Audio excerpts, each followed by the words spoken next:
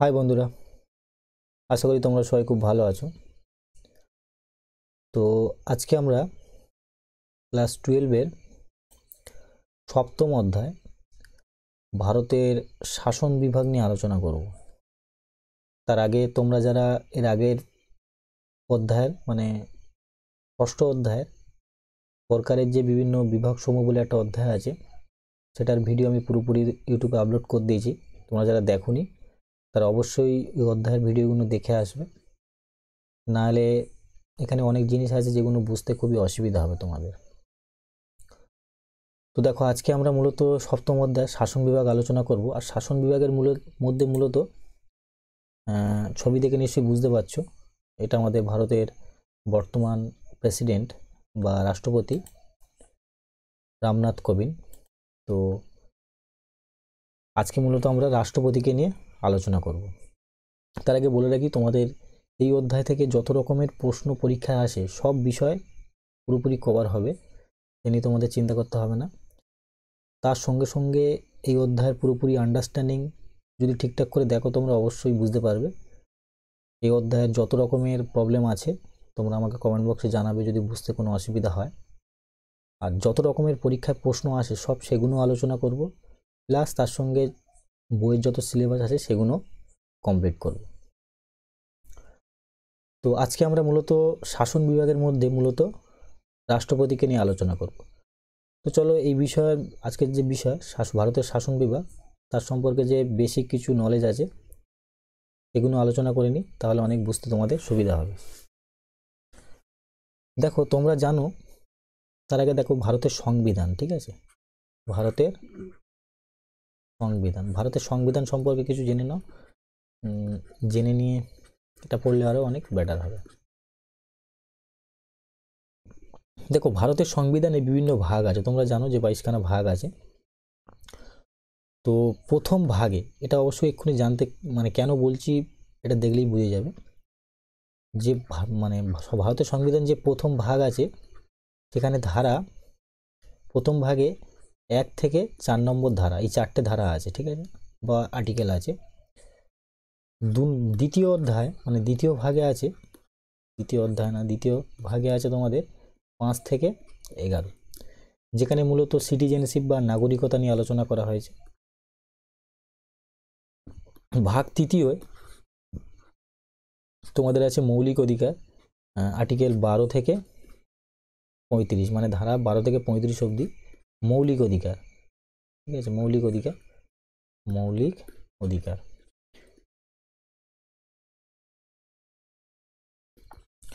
ওকে, 4 নম্বর অধ্যায় বা অধ্যায় বলছি বারবার, 4 নম্বর ভাগ বা চতুর্থ ভাগে কি আছে না, 36 থেকে 51, এখানে মূলত তোমাদের রাজ্যের নীতি নীতি আছে, নীতি নির্দেশক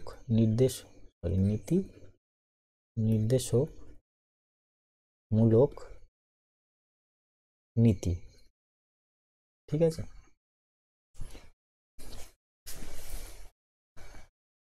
আর তোমাদের যে ভাগ 5 আছে বা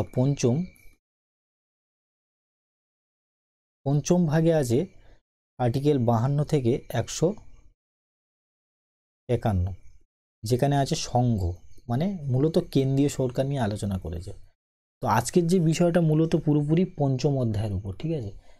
এই 1 থেকে প্রথম অধ্যায়, প্রথম ভাগ, দ্বিতীয় ভাগ, তৃতীয় ভাগ আর চতুর্থ ভাগ তোমরা ক্লাস 11-এ পড়েছো। প্রথম ভাগও তোমরা পড়েছো, দ্বিতীয় ভাগ নাগরিকতা তোমরা ক্লাস 11-এ পড়েছো, তৃতীয় ভাগ মৌলিক অধিকার ক্লাস 9-এ পড়েছো, চতুর্থ ভাগ নীতি নির্দেশকমূলক এটাও তোমরা ক্লাস 9-এ পড়েছো, ঠিক আছে। দেখো কিভাবে ভারতের সংবিধানটাও তোমাদের সিলেবাসে কভার হচ্ছে, সেটাও তোমরা দেখে নাও। আর ভারতের পঞ্চম ভাগ, যেটা তোমাদের ক্লাস 12-এ দেওয়া আছে, তার মধ্যে আজকে মূলত আমরা শাসন বিভাগ নিয়ে আলোচনা করব। আশা করি বুঝতে পেরে গেছো যে সংবিধানের যে অ্যাঙ্গেলটা আছে সেটা বুঝতে পেরে গেছো, ঠিক আছে। এবারে দেখো, ভারতের সরকারের বিভাগ, এর আগের অধ্যায় তোমরা যারা দেখেছো তাদের কোনো অসুবিধা হবে না, তাও বলে দিচ্ছে একবার। দেখো ভারতের সরকারের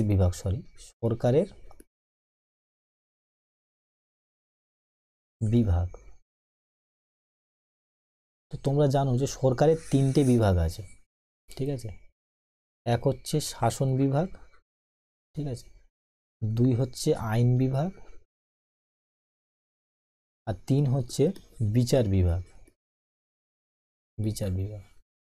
তো আজকে আমরা মূলত সরকারের যে বিভাগ আছে শাসন বিভাগ সেটা আলোচনা করব। এবার দেখো শাসন বিভাগের বেশি কিছু। তো শাসন বিভাগের মধ্যে একদম র্যাঙ্কে প্রথমে আসে সেটা হচ্ছে রাষ্ট্রপতি। ওই জন্যই আজকে রাষ্ট্রপতি নিয়ে আলোচনা করব, ঠিক আছে। রাষ্ট্রপতি। 2 নম্বর আছে উপরাষ্ট্রপতি। উপরাষ্ট্রপতি। 3 নম্বর আছে প্রধানমন্ত্রী। এগুলো সব তোমাদের সিলেবাসে আছে, কিন্তু সব আলোচনা করা হবে, ঠিক আছে, শাসন বিভাগে যেহেতু পড়ছো। 4 নম্বর আছে মন্ত্রী পরিষদ। এটা মানে কেন্দ্রীয় সরকারের কথা বলছি, ঠিক আছে, মন্ত্রী পরিষদ। তো এটা তোমাদের পুরো সিলেবাস আছে, দেখে নেবে তোমরা তোমাদের বইতে। রাষ্ট্রপতি, উপরাষ্ট্রপতি, প্রধানমন্ত্রী তোমাদের পরীক্ষায় আসে। রাষ্ট্রপতির ক্ষমতা ও কার্যাবলী লেখো, প্রধানমন্ত্রীর ক্ষমতা ও কার্যাবলী লেখো। তো আজকে আমরা মূলত রাষ্ট্রপতিকে নিয়ে আলোচনা করব। আইন বিভাগ এবং বিচার বিভাগের জন্য আলাদা আলাদা অধ্যায় আছে, সেগুলো আস্তে আস্তে যখন করব তখন বুঝে যাবে। তো বুঝে গেছো শাসন বিভাগের যে বিষয়টা। তো শাসন বিভাগের প্রথমে কে আসে? একদম রাষ্ট্রপতি। তো দেখো, তো আজকে মূলত আমরা রাষ্ট্রপতি নিয়ে আলোচনা করব।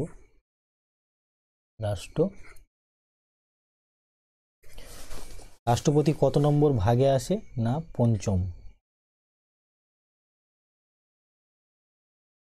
ভাগ, ঠিক আছে। পঞ্চম ভাগ খুব ইম্পর্টেন্ট তোমাদের জন্য, মানে সরকারের কার্যাবলী বুঝতে গেলে পঞ্চম ভাগ তো খুবই ইম্পর্টেন্ট।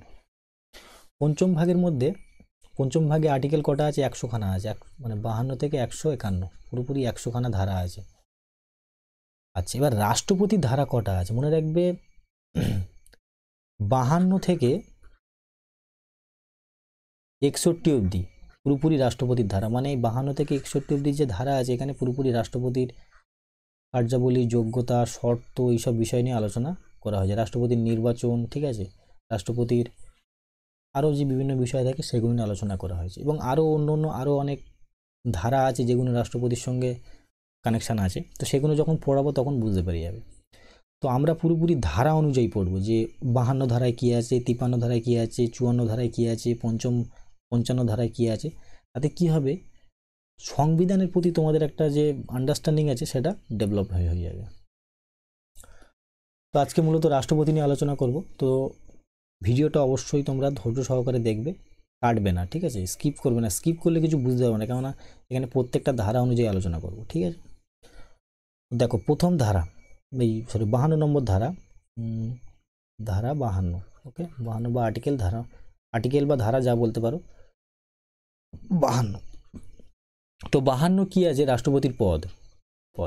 52 নম্বর ধারায় শুধু একটাই কথা বলেছে যে ভারতের একটি রাষ্ট্রপতি থাকবে। ভারতের একটি রাষ্ট্রপতি থাকবে, রাষ্ট্রপতি, ওকে। শুধুমাত্র রাষ্ট্রপতির উল্লেখ কত নম্বর ধারায় আছে? 52 নম্বর ধারায় রাষ্ট্রপতি। বুঝে গেছো? সে এইটুকুই কথা বলা হয়েছে যে ভারতের একটি রাষ্ট্রপতি থাকবে, ওকে। এবার দেখো ধারা 53, ঠিক আছে। এখানে কি বলা হয়েছে? রাষ্ট্রপতির কাজের কথা বলা হয়েছে, বা কার্য, ওকে, কার্য বা কাজ যা বলতে পারো। তো এখানে বলা হয়েছে যে রাষ্ট্রপতি হচ্ছে শাসন বিভাগের প্রধান। রাষ্ট্রপতি কি? রাষ্ট্রপতি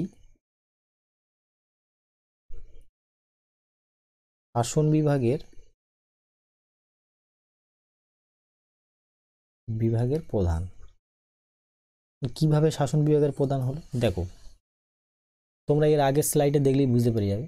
আমি তোমাদের যখন শাসন বিভাগ বললাম তখন মানে শাসন বিভাগের ফার্স্ট র্যাঙ্কে পুরো রাষ্ট্রপতি আছে, তারপরে উপরাষ্ট্রপতি, তারপরে প্রধানমন্ত্রী, তারপরে মন্ত্রী পরিষদ, ঠিক আছে। তো একদম উপরে কে আছে? রাষ্ট্রপতি। আর দেখবে ভারতের যত রকমের শাসনমূলক কাজ আছে সেখানে রাষ্ট্রপতির সই ছাড়া হবে না। ধরো কোনো দেশের সঙ্গে ভারতের সন্ধি স্বাক্ষরিত হয়, সেই সন্ধিতে কার সই থাকে? রাষ্ট্রপতির নামে থাকে। ধরো পার্লামেন্ট থেকে কোনো আইন পাস হলো, সেখানে রাষ্ট্রপতির সাইন হতে হবে, ঠিক আছে। তো যত রকমের শাসনমূলক কাজ আছে করে তো মানে বাস্তবিক প্রয়োগকার, বাস্তবিক শক্তি হচ্ছে প্রধানমন্ত্রী। মনে রাখবে রাষ্ট্রপতিকে নাম সর্বস্ব শাসক বলা হয়, ঠিক আছে? কেন? কেননা শুধু নামে আছে, মেন কাজ করে কে? ভারতের প্রধানমন্ত্রী। ওই জন্য রাষ্ট্রপতির যে বাস্তবিক প্রধান সে কে? প্রধানমন্ত্রী। আর নাম সর্বস্ব প্রধানকে? রাষ্ট্রপতি। তো এই 2 নম্বর মানে আর্টিকেল 53 নম্বর ধারায় জাস্ট এইটুকু কথাই বলা হয়েছে। ওকে, এবার আসছি ধারা নম্বর 54, ঠিক আছে? তো ধারা নম্বর 54 কি বলা হয়েছে না, তোমাদের যে রাষ্ট্রপতির নির্বাচনের কথা বলা হয়েছে, যে রাষ্ট্রপতির নির্বাচনের প্রসেস কেমন হবে, বা রাষ্ট্রপতির নির্বাচনের প্রসেস, নির্বাচনের পদ্ধতি,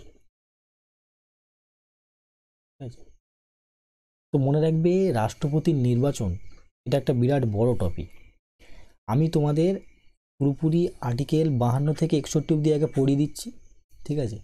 পড়িয়ে দিয়ে এর পরের ভিডিওতে পুরোপুরি রাষ্ট্রপতির যে নির্বাচন প্রসেস সেটা মানে এর পরের ভিডিওতে আমি তোমাদের বুঝিয়ে দেবো যে রাষ্ট্রপতির নির্বাচন কোন প্রসেসে হয়, ঠিক আছে? কারণ রাষ্ট্রপতির নির্বাচন প্রসেস খুবই ক্রিটিক্যাল এবং খুবই মানে গন্ডগোলের টাইপের, মানে সহজে মাথায় ঢোকে না।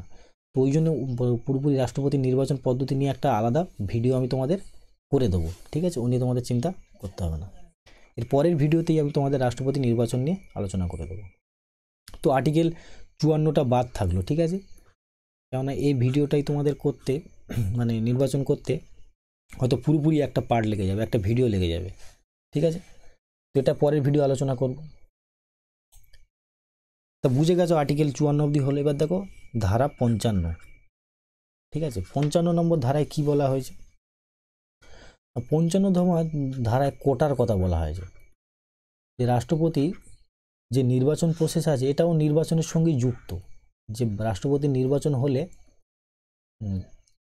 যে কোটা থাকে, যে তাকে কত পার্সেন্ট মিনিমাম একটা ভোট থাকে, ভালো করে শোনো কোটা মানে কি, ঠিক আছে? কোটা মানে সহজ কথায় রাষ্ট্রপতি যে যে নির্বাচন হয় এটাও মনে রাখবে নির্বাচনের সঙ্গেই যুক্ত। রাষ্ট্রপতির যে নির্বাচন হয় তার যে ভোট সংখ্যা থাকে, যে সে কত ভোট পাবে, তার একটা মিনিমাম ভোট থাকে, তার একটা কমসে কম ভোট থাকে, কমপক্ষে কিছু ভোট থাকে যেটা তাকে পেতেই হবে। এটা না পেলে সে রাষ্ট্রপতি নির্বাচন হবে না। তো সেই ভোটটাকে মানে মিনিমাম ভোটকে কি বলা হয়? কোটা বলা হয়। তো এটা যখন একমাত্র যখন নির্বাচন প্রসেস বুঝাবো তখনই বুঝাবো। তো মনে রাখবে 54 আর 55 এই দুটো ধারা পুরো সেপারেটলি তোমাদের এর পরের ভিডিওতে আমি বুঝিয়ে দেবো, ঠিক আছে? এই ভিডিও আপলোড হওয়ার পরেই খুব তাড়াতাড়ি একদিনের মধ্যেই আপলোড করে দেবো ভিডিও তোমাদের। তো ওই 54 এবং 55 নম্বর ধারাটা পুরোপুরি সেপারেটলি বুঝাবো, কারণ এটা অনেক বড় প্রসেস, ঠিক আছে? তার আগে বেশি কিছু সবকটা আর্টিকেলও তোমরা জানা হয়ে গেলে 54 আর 55 সেপারেটলি পড়লে সেটা অনেক বেটার হবে। তো 55 হয়ে গেছে, কোনো প্রবলেম নেই, ঠিক আছে? এইবার আসছি আর্টিকেল বা ধারা নম্বর 56, এরম করে পড়বে তাতে অনেক বেটার হবে, ঠিক আছে? এখানে বলা হয়েছে কার্যকালের কথা বলা হয়। কার্যকালের সময়। সময় মানে কি? রাষ্ট্রপতি কত বছরের জন্য নির্বাচন হয়? তো মনে রাখবে 5 বছর। রাষ্ট্রপতির নির্বাচনের মানে রাষ্ট্রপতির কত বছর থাকে? 5 বছরের জন্য।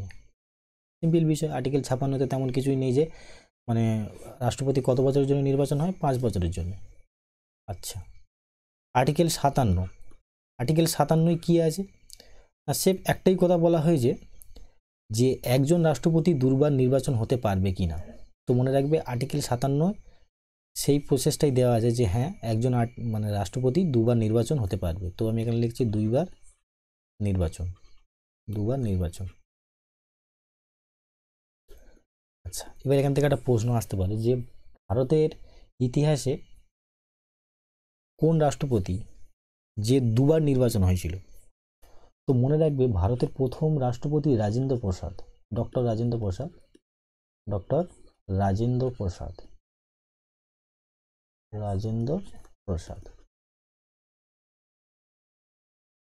এক তো ডক্টর রাজেন্দ্র প্রসাদ ভারতের প্রথম রাষ্ট্রপতি, আর 2 নম্বর এই ডক্টর রাজেন্দ্র প্রসাদই ভারতের একমাত্র রাষ্ট্রপতি যে দুবার নির্বাচন হয়েছিল। মানে প্রথম 5 বছর নির্বাচন মানে রাষ্ট্রপতি থাকার ফলেও ফের যখন রাষ্ট্রপতি নির্বাচনে দাঁড়ায় সে জিতে যায় এবং দুবার রাষ্ট্রপতি হয়।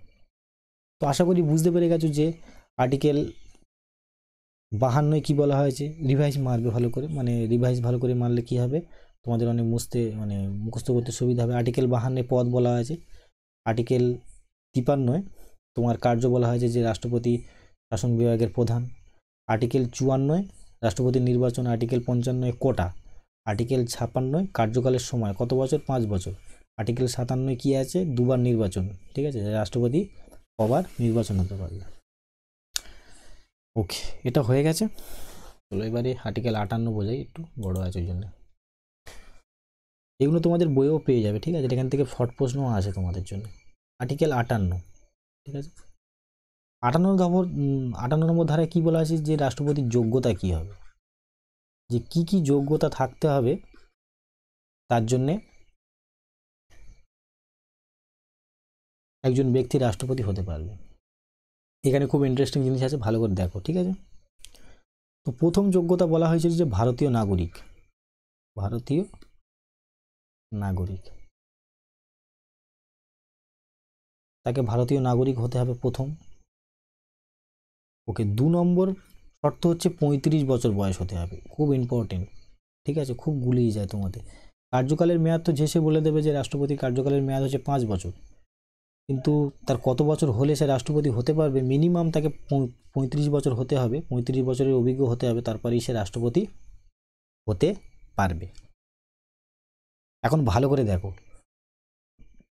যদি কোনো 35 বছরের ব্যক্তি যদি শুধু এই দুটো শর্তই দিয়ে রাখে যে হ্যাঁ, কোনো ব্যক্তির বয়স যদি ভারতীয় নাগরিক হয়, মানে যোগ্যতা হিসাবে ভারতীয় নাগরিক হয়, 35 বছর বয়স হয়, তাহলে যে সে রাষ্ট্রপতি হয়ে যাবে, তো তাই না, রাষ্ট্রপতি হওয়ার প্রসেস তো খুব সহজ হয়ে যাবে। তো সংবিধান নির্মাতারা কি করেছে দেখো, এই জন্যে কত সুন্দর একটা শর্ত দিয়েছে। ধরো 35 বছর বয়স আর ভারতীয় নাগরিক, একজন ভ্যান চালক গিয়ে বললো আমি রাষ্ট্রপতি হব, ঠিক আছে, কিংবা একজন সাধারণ ব্যক্তি যার 35 বছর হয়ে গেছে, সে ভারতীয় নাগরিক, তার সেই যোগ্যতা হয়ে গেছে, তো সে রাষ্ট্রপতি হবে, ঠিক আছে। তো এরকম এত সহজ প্রসেস নয়, যোগ্যতা এত সহজ রাখিনি। এর জন্য কি করেছে দেখো, 3 নম্বর যোগ্যতা কি লাগবে, 50 জন কর্তৃক প্রস্তাবিত, এর মানেটা কি আমি বলে দিচ্ছি।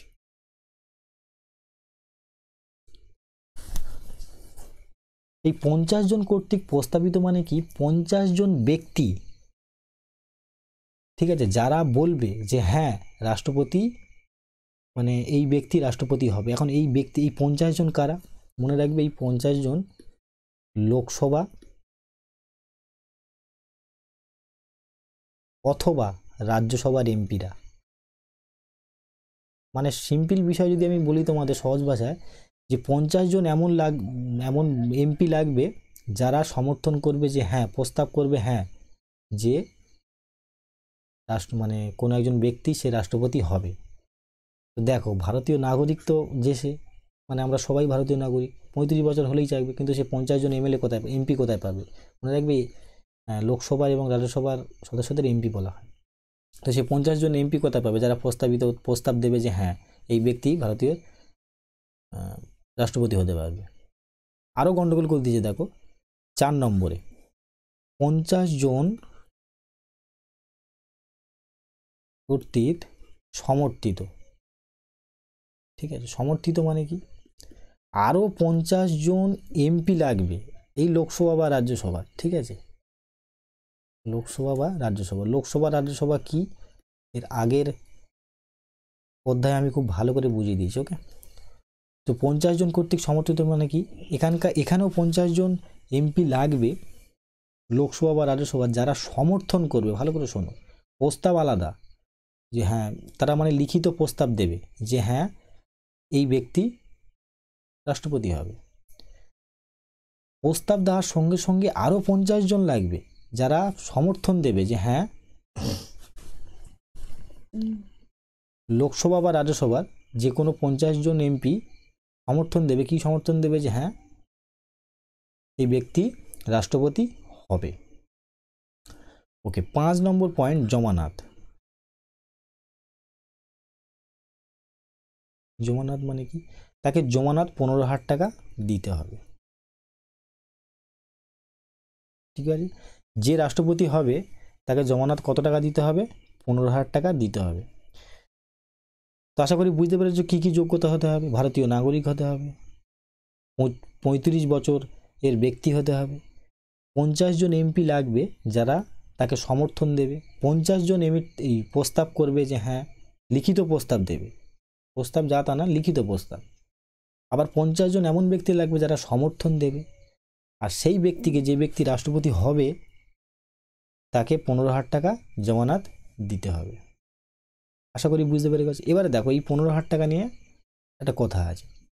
যদি যে ব্যক্তি রাষ্ট্রপতি পদে দাঁড়িয়েছে সে যদি মিনিমাম কোটা ভোট না পায়, কোটা ভোট আমি এক্ষুনি বলে দিয়েছিলাম, তোমাদের আগের অধ্যায়ে বোঝাবো।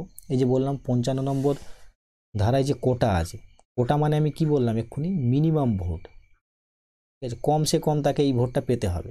এটা কত, এটা যখন প্রসেস বুঝাবো তখন বুঝে যাবে। তো সে যদি কোটা ভোট না পায়, ধরো কোটা ভোট আমি বললাম যে 2 লক্ষ, ঠিক আছে, 2 লক্ষ কীভাবে হবে সেটা যখন বোঝাবো তখন বুঝবে। ধরো 2 লক্ষ হচ্ছে কোটা ভোট, মানে কি, তাকে 2 লক্ষ ভোট পেতেই হবে মিনিমাম। যদি সে কোটা ভোট না পায় তাহলে তাকে এই 15,000 টাকা ফেরত দেওয়া হয় না। কি বললাম বোঝা গেছে? এই 15,000 টাকা তাকে নিয়ে নেওয়া হয়, ঠিক আছে।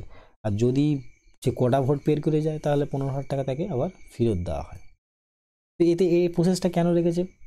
এই প্রসেসটা এই জন্য রেখেছে, একজন ব্যক্তি যদি রাষ্ট্রপতি পদে নির্বাচন হয় আর সে যদি কোটা ভোট না পায়, তো তার কাছে সে এটাই হবে যে তার কাছে একটা অপমানের বিষয় হয়ে যাবে। এছাড়া আর কোনো বিষয় নেই, যে সে রাষ্ট্রপতি পদে দাঁড়িয়েছে, সে কোটা ভোটটাকেও পের করতে পারেনি, ঠিক আছে। তো এটা তার কাছে একটা অপমানের বিষয় হয়ে যাবে, এছাড়া আর কোনো বিষয় নেই, এবং তার 15,000 টাকা আর দেওয়া হবে না। তো আশা করি বুঝতে পেরে গেছো এখানে কি কি বলা হয়েছে। ওকে, তো এইটা হলো 58 নম্বর ধারা। এবার দেখো 59 ধারায় কি বলা হয়েছে। 50 নম্বর এই 59 ধারায় কি বলা হয়েছে না, শর্ত দেওয়া হয়েছে। ভালো করে শোনো, যোগ্যতা শর্ত মানে কি, যোগ্যতা শর্তের মধ্যে তফাৎ কি? যোগ্যতা মানে, ভালো করে বোঝো, যোগ্যতা মানে এই বিষয়গুলো থাকতে হবে, ঠিক আছে। ধরো আমি এখানে ইয়েস বললাম, ইয়েস মানে কি, হ্যাঁ, যে এই যে ভারতীয় নাগরিক 35 বছর এর সময় লাগবে, 50 জন কৃতক প্রস্তাবিত হবে, 50 জন কৃতক সমর্থিত হবে, জমানত 15,000 টাকা দিতে হবে, এগুলো তার কাছে থাকতে হবে, এটাও যোগ্যতা।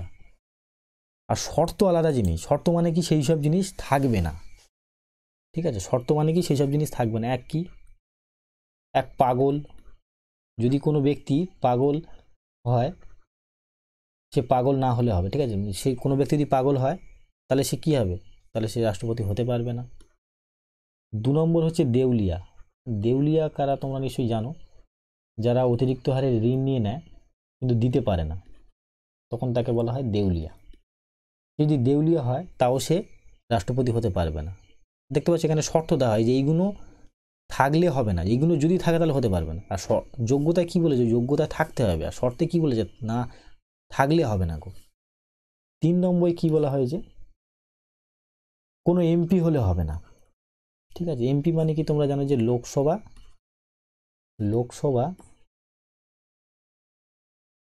আর রাজ্যসভা, ঠিক আছে। লোকসভা আর রাজ্যসভা সদস্যদের কি বলা হয়, লোকসভা এবং রাজ্যসভার সদস্যদের এমপি বলা হয়। যদি এগুলো এমপি না বুঝতে পারো তাহলে এর আগের অধ্যায়টা অবশ্যই দেখো, নাহলে বুঝতে পারবে না। এমপি, যদি সে এমপি হয় তাহলে সে রাষ্ট্রপতি হতে পারবে না। ভালো করে শোনো, কেউ যদি এমপি হয় তাহলে সে রাষ্ট্রপতি পদে ভোটে দাঁড়াতে পারে। কি বললাম, যদি এমপি থাকে তাহলে রাষ্ট্রপতি পদে ভোটে দাঁড়াতে পারে, কিন্তু রাষ্ট্রপতি হয়ে যাওয়ার পর তাকে এই এমপির পদে রিজাইন দিতে হবে। 4 নম্বর দেখো, 4 নম্বর হলে এমএলএ হলেও হবে না। কোনো ব্যক্তি যদি এমএলএ থাকে, তাও মনে রাখবে বিধানসভার ব্যক্তিদের এমএলএ বলা হয়। এমএলএ যদি থাকে, কোনো ব্যক্তি যদি এমএলএ হয়, তো সে একই সঙ্গে রাষ্ট্রপতি হতে পারবে না। তো বিধানসভার সদস্যদের বলা হয় বিধানসভার সদস্যদের কি বলা হয়, এমএলএ বলা হয়। এখানেও তাই, কোনো ব্যক্তি এমএলএ, সে ভোটে দাঁড়াতে পারবে, কিন্তু যদি রাষ্ট্রপতি পদে নির্বাচন পদে জিতে যায় তাহলে তারপর তাকে এই এমএলএর পদ থেকে রিজাইন দিতে হবে। 5 নম্বর পদ, শর্ত হচ্ছে লাভজনক পদ। লাভজনক পদ, ঠিক আছে। সহজ কথা, সরকারি পদ, সরকারি পদ, ঠিক আছে।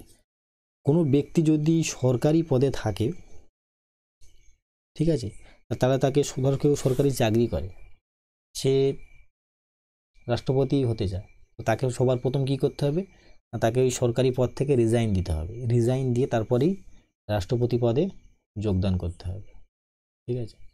তো আশা করি বুঝতে পারবে শর্তগুলো আসলে কি, কোনো প্রফিটেবল বা লাভজনক পদে থাকলে হবে না। ওকে, তো এটা বুঝতে পেরে গেছো নিশ্চয়ই শর্তটা কি। এবার দেখো আর্টিকেল 60, 8 নম্বর ধারায় কি বলা হয়েছে, শপথ, যে রাষ্ট্রপতি শপথ কে দেওয়া হবে, ঠিক আছে, বা ওথ, ওথ বলা হয়, ওথকে কি বলা হয়, ওথ। তো মনে রাখবে রাষ্ট্রপতির শপথ কে দেওয়া করায় না, সুপ্রিম কোর্টের প্রধান বিচারপতি, সুপ্রিম কোর্টের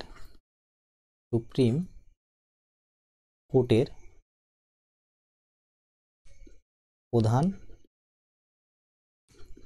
বিচারপতি, সুপ্রিম কোর্টের যে প্রধান বিচারপতি সে কি করায় না, রাষ্ট্রপতির শপথটা দেয়া করায়, ঠিক আছে। তো সুপ্রিম কোর্টের প্রধান বিচারপতিকে কি বলা হয় তোমরা নিশ্চয়ই জানো, এর আগের ওই বললাম যে আগের অধ্যায়ে আমি তোমাদের বলেছি, তাও বলে দিচ্ছি দেখে নাও, সিজিআই বলা হয়, চিফ জাস্টিস অফ ইন্ডিয়া বলা হয় ইংলিশে, chief justice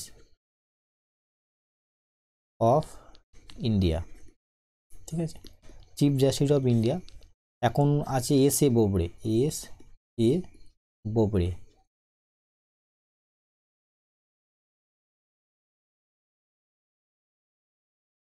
S A Bobde হচ্ছে বর্তমান ভারতের চিফ জাস্টিস অফ ইন্ডিয়া, মানে সুপ্রিম কোর্টের প্রধান বিচারপতি। তো সুপ্রিম কোর্টের প্রধান বিচারপতি, আচ্ছা আর একটা প্রশ্ন, সুপ্রিম কোর্টের টোটাল এখন বর্তমানে কতজন বিচারপতি আছে, টোটাল আছে 34 জন, ঠিক আছে। 34 জনের মধ্যে 33 জন হচ্ছে সুপ্রিম কোর্টের বিচারপতি আর একজন হচ্ছে প্রধান বিচারপতি, মানে 33 + 1, এরা হচ্ছে সুপ্রিম কোর্টের সাধারণ বিচারপতি, আর এই একজন হচ্ছে চিফ জাস্টিস অফ ইন্ডিয়া, যে সুপ্রিম কোর্টের প্রধান বিচারপতি। সে কি করায় না, সুপ্রিম যে রাষ্ট্রপতি থাকে তাকে কি করায়, শপথ দেওয়া করায়। যদি সুপ্রিম কোর্টের প্রধান বিচারপতি না থাকে তাহলে কি হবে, সুপ্রিম কোর্টের প্রধান বিচারপতি যদি না থাকে তাহলে কে শপথ দেওয়া হবে না, যে সিনিয়র মোস্ট জাজ থাকবে, ঠিক আছে। সিনিয়র মোস্ট জাজ মানে এই যে 33 জন আছে, ধরো এই একজন তো চলে গেছে চিফ জাস্টিস অফ ইন্ডিয়া, এই 33 জন যে আছে, এই 33 জনের মধ্যে একজন যে সিনিয়র সে দেওয়া করাবে, ঠিক আছে। সে যদি না থাকে তাহলে অন্য কোনো যে তাদের মধ্যে যাওয়ার সিনিয়র মোস্ট জাজ আছে সে দেওয়া করাবে, ঠিক আছে। তো আশা করি বুঝতে পেরে গেছো যে যে রাষ্ট্রপতি থাকে তাকে শপথ কে দেওয়া করায়। 2 নম্বর লাস্ট যে তোমাদের ধারা আছে সেটা হচ্ছে 61, ঠিক আছে। এগুলো দেখো বেসিক, রাষ্ট্রপতির বিষয় বেসিক, এরপর যখন রাষ্ট্রপতির ক্ষমতা পড়াবো তখন রাষ্ট্রপতি টপিকটা অনেক বড়, ঠিক আছে।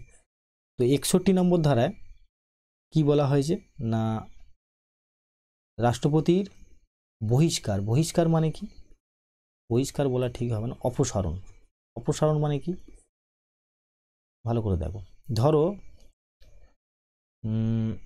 রাষ্ট্রপতি সংবিধান ভঙ্গ করেছে এরকম কোনো আরোপ যদি তার গায়ে লাগে, যে রাষ্ট্রপতি কি করেছে, সংবিধান নিয়ে কাজ করছে না, সংবিধান যদি ভঙ্গ করে, ঠিক আছে। তো মেনলি এই ইস্যুটা দেওয়া হয় যে রাষ্ট্রপতি যদি সংবিধান ভঙ্গ করে কিংবা বিদেশি রাষ্ট্রের প্রভাব চলে আসে তাহলে কি হবে, তাকে অপসারণ করা হবে। এবার রাষ্ট্রপতি অপসারণ পদ্ধতির নাম হচ্ছে ইমপিচমেন্ট, ইমপিচমেন্ট, ইমপিচমেন্ট। তোমাদের এই প্রসেসটা বইয়ে নেই, ভালো করে শোনো। ইমপিচমেন্ট প্রসেসের সাহায্যে কিভাবে রাষ্ট্রপতিকে বহিষ্কার করা হয় এই প্রসেসটা তোমাদের ক্লাস 12-এ নেই, সে এটুকুই বলা হয়েছে যে রাষ্ট্রপতিকে বহিষ্কার করা হয় কোন পদ্ধতির মাধ্যমে, ইমপিচমেন্ট পদ্ধতির মাধ্যমে। এবারে ভালো করে শোনো, তোমরা যদি বলো যে ইমপিচমেন্ট পদ্ধতি কিভাবে করানো হয় তাহলে অবশ্যই বুঝিয়ে দেবো যে কিভাবে করানো হয়, আর যদি না বলো তো কোনো প্রবলেম নেই, তোমরা শুধু এইটুকু জানলেই হবে যে রাষ্ট্রপতির অপসারণ কোন পদ্ধতির মাধ্যমে হয়, ইমপিচমেন্ট। যদি মানে তোমরা জানতে ইচ্ছুক হও যে ইমপিচমেন্ট পদ্ধতি কিভাবে করা হয়, তাহলে অবশ্যই কমেন্ট বক্সে জানিও, তাহলে আমি ইমপিচমেন্ট পদ্ধতি নিয়ে একটা ভিডিও বানিয়ে দেবো। এর পরের ভিডিওতে আমি যে এর পরের ভিডিওতে তোমাদের যে 54 নম্বর ধারা বাকি রইল, ঠিক আছে, এই যে 54 নম্বর ধারা, 54 নম্বর ধারা যে রাষ্ট্রপতির নির্বাচন প্রসেস আছে সেটা যে বাকি রইল সেটা আমি করে দেবো। এর পরের ভিডিও মূলত রাষ্ট্রপতি নির্বাচনের উপরে আসবে, আর তার পরের ভিডিও রাষ্ট্রপতির ক্ষমতা নিয়ে, ঠিক আছে।